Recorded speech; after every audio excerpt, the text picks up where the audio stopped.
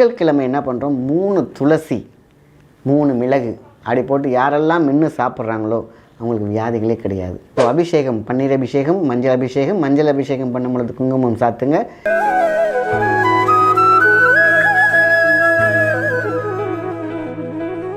வணக்கம், உங்கள் மாயன் செந்தில்குமார். இன்றைய பதிவு மிகவும் முக்கியமானது.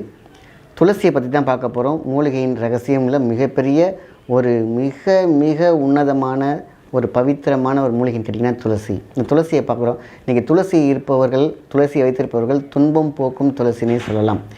திவ்ய கடாட்சம், திவ்ய ரகசியம், திவ்ய அப்படின்ற ஒரு வார்த்தைக்கு இந்த துளசிக்கு பொருந்தும். ஏன்னா ஒரு வாழ்க்கையை மேம்படுத்துவதற்கும் அதை பார்த்திங்கன்னா ரொம்ப ஸ்பெஷலாக்கிக்கிறதுக்கும் இந்த துளசிக்கு உண்டு. உடல் ரீதியான வைத்திய முறையில், அதாவது எப்பேற்பட்ட டிசீஸையும் தூளாக உடைக்கக்கூடிய ஒரு சக்தி துளசிக்கு உண்டு. இப்போ இந்த கோவிட் செக்ஷன் வந்து பார்த்திங்களா, அதோட மெயினான ஒரு இன்க்ரீடியன்ஸே பார்த்திங்கன்னா துளசி தான். இன்றைக்கி எவ்வளோ டேப்லெட்ஸ் வந்தாலும் அதோடைய துளசி இன்ஸ்ட்ராக்ட் அண்ட் எக்ஸ்ட்ராக்ட் கண்டிப்பாக இருக்கும். அப்போ துளசி எவ்வளோ பெரிய முக்கியமானது பார்த்திங்களா. ஒருத்தவங்களுக்கு மோட்சத்தை கொடுக்கக்கூடியதும், அதாவது ஒரு சாந்தியை கொடுக்கக்கூடியதும் துளசி தான். அமைதியான வாழ்க்கையை கொடுக்கறது துளசி தான். துளசி தீர்த்தம் மாதிரி ஒரு பெரிய அமிர்தம் எதுவுமே கிடையாது. அப்போது அப்பேற்பட்ட துளசியை பற்றி தான் பார்க்க போகிறோம். அதில் வீட்டில் வளர்க்குறது பார்த்திங்கன்னா நார்மலாக எல்லாம் என்ன பண்ணுவாங்க, பேக் சைடில் வளர்ப்பாங்க. அப்பார்ட்மெண்ட்ஸில் இருக்கிறவங்க இந்த ஃப்ளாட்ஸில் இந்த பால்கனிலாம் வளர்த்துக்கிட்டு இருப்பாங்க. அது எந்த இடமாக இருந்தாலும் அதில் வைக்கும் முறையில் 2 விஷயங்கள் இருக்குது. 2 இல்லைன்னா 3 அழகாக கடைபிடிச்சிட்டு வந்தாலே போதுமான விஷயந்தான். இந்த துளசி வளர்க்குறது மட்டும் தண்ணி மட்டும் ஊற்றினா பத்தாது. அதுக்கு பன்னீர் அபிஷேகம் வாரத்துக்கு ஒரு நாள், எந்த நாள் வேணாலும் வச்சுக்கலாம். ஆனால் அது வெள்ளிக்கிழமை சூஸ் பண்ணிங்கன்னா ரொம்ப நல்லது. இல்லை எனக்கு வெள்ளிக்கிழமை அது மாதிரி பண்ண முடியாது. அதாவது இந்த பன்னீர் இருக்குது பார்த்திங்களா, துளசியே வாசம் நிறைந்தது. அந்த பன்னீரோடு சேர்த்து நீங்கள் அந்த அபிஷேகத்தை பண்ணி பாருங்கள், அந்த வீடே மணக்கும்.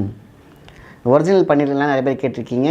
மேக்ஸிமம் வெளியில் நல்லதாக தான் கிடைக்கிது. ஆர்கானிக் ஸ்டோரில் போய்ட்டு பன்னீர் வாங்கி வச்சுக்கிட்டு வாரத்தில் ஒரு முறை நீங்கள் எப்போ வேணாலும் பண்ணுங்கள். அதே மாதிரி முக்கியமாக சனிக்கிழமையில் நம்ம என்ன பண்ணுறோம், மஞ்சள் நல்லா கலக்கி வச்சுக்கோங்க. ரொம்ப திக்காக கொலன்னு இல்லாமல் தண்ணியாக இருக்கட்டும். மஞ்சள் தண்ணியை நம்ம எப்பொழுதுமே இப்போ எப்படி நீங்கள் பன்னீர் அபிஷேகம் பண்ணிங்களோ அதேமாரி சனிக்கிழமையில் நீங்கள் அந்த அபிஷேகம் பண்ணலாம்.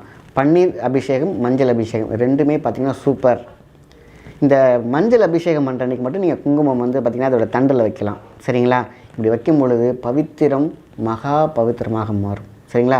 ஸோ அப்போது இந்த பவித்திரங்கள் நிறைய சொல்லுவாங்க. அதில் பார்த்திங்கன்னா சின்ன ஃபினான்ஷியல்லேருந்து என்னென்னலாம் ஒரு மனிதன் சௌகரியமாக வாழ வேண்டும் என்று நினைக்கிறோமோ அத்தனை விஷயங்களுமே சேரும். இது ஒன்று.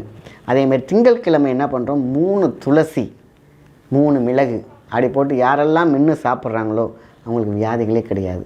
அதேமாதிரி ஞாயிற்றுக்கிழமை 6 மிளகு 6 துளசி இலை.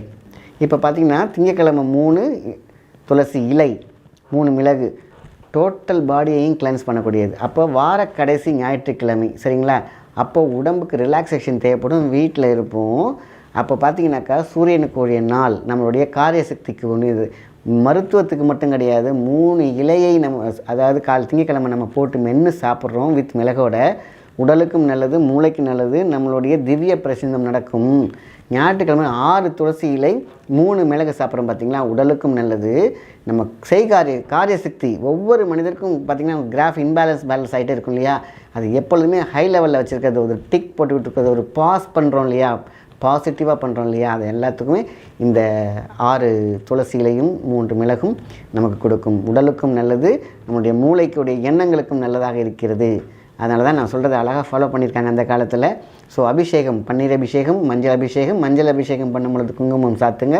அதே மாதிரி பார்த்திங்கன்னா திங்கட்கிழமை நம்ம என்ன பண்ணுறோம், 3 இலை எடுத்துக்கிறோம், 3 மிளகு எடுத்துக்கிறோம். ஞாயிற்றுக்கிழமை 6 துளசி இலை 6 மிளகு எடுத்துக்கிறோம். அவ்வளோதான். இதை எடுத்து கரெக்டாக யாரெல்லாம் கடைப்பிடிக்கிறார்களோ அவர்களுக்கு மகத்துவம் சார்ந்த புகழேந்தி அப்படின்னு சொல்லலாம். புகழ் ஏந்தின்னு ஏன் சொல்லியிருக்கோம்னா, புகழை ஏந்தி அவர்கள் வாழ்க்கை அழகாக காட்டில் பறந்து கொண்டே இருக்கும் அவங்களுடைய எண்ண அலைகளோடு. அப்போ எவ்வளோ பெரிய விஷயம் பார்த்திங்களா அந்த காலத்தில் பண்ணியிருக்காங்க.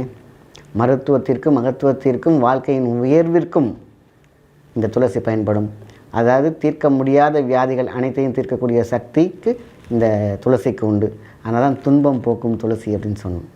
அப்போது நம்ம என்ன பண்ணுறோம், மருத்துவத்தையும் பயன்படுத்தி கொண்டு மகத்துவத்தையும் பழித்து கொண்டு வாழ்க்கையில் நம்ம என்ன காரிய சித்தி தரைதானே ஒரு ஆளுக்கு மெயின், அதையே உடைத்தரக்கூடிய சக்தி இந்த துளசிக்கு உண்டு. அதனால தான் வீட்டு வாசலையும் சரி, பின் வாசலையும் சரி, எங்கே வைத்தாலும் சட்டியில் வச்சுருந்தாலும் சரி, மணலில் வச்சுருந்தாலும் சரி, எல்லாத்துக்கும் இதை மட்டும் பயன்படுத்தி அதற்கு ஒரு முக்கியத்துவம் கொடுத்து அழகாக அதை நம்ம பாவிச்சு வந்தோம் அப்படின்னு கேட்டிங்கன்னா நம்முடைய பாவத்தையும் போக்கும், வாழ்க்கையை நம் தடைகளை உடைத்தெறியும், நல்ல சக்தியை கொடுக்கும், பண வசியத்தை கொடுக்கும். ஒரு தங்களுடைய டெவலப்மெண்ட்டுக்கு முக்கியமானது அந்த வீட்டில் அவசியம் வளர்க்க வேண்டிய செடி துளசி. சரிங்களா? நல்ல விஷயத்தை மற்றவங்க ஷேர் பண்ணுவோம். நன்றி, வணக்கம்.